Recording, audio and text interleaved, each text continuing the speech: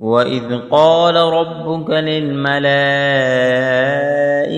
إني جاعل في الأرض خليفة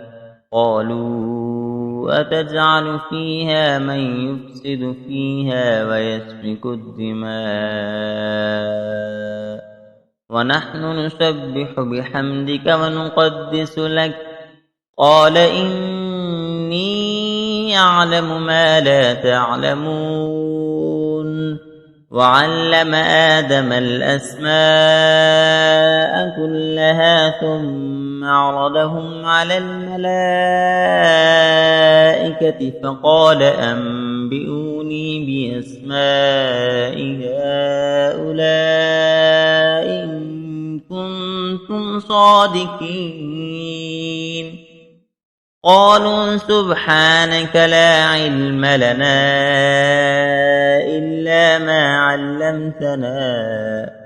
إنك أنت العليم الحكيم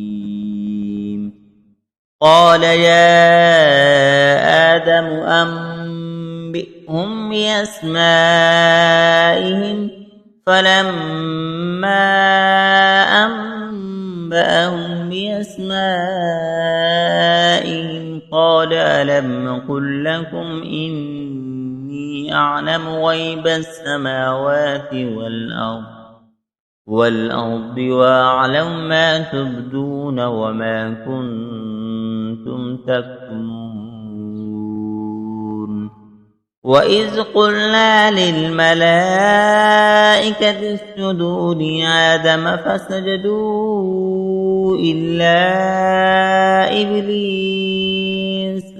أبى واستكبر وكان من الكافرين وقلنا يا آدم اسكن أنت وزوجك الجنة وكلا منها رغدا حيث شئتما ولا تقربا هذه الشجرة فتكونا من الظالمين فأزلهم الشيطان عنها فأخرجهما مما كانا فيه وقلنا اهبطوا بعضكم لبعض عدو ولكم في الأرض مستقر ومتاع إلى حين فتلقى آدم من ربه كلمات فتاب عليه إنه هو التواب الرحيم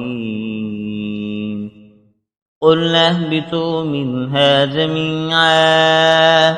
فإما يأتينكم مني هدى فمن تبع هداي فلا خوف عليهم ولا هم يحزنون والذين كفروا وكذبوا بآياتنا أولئك أصحاب النار هم فيها خالدون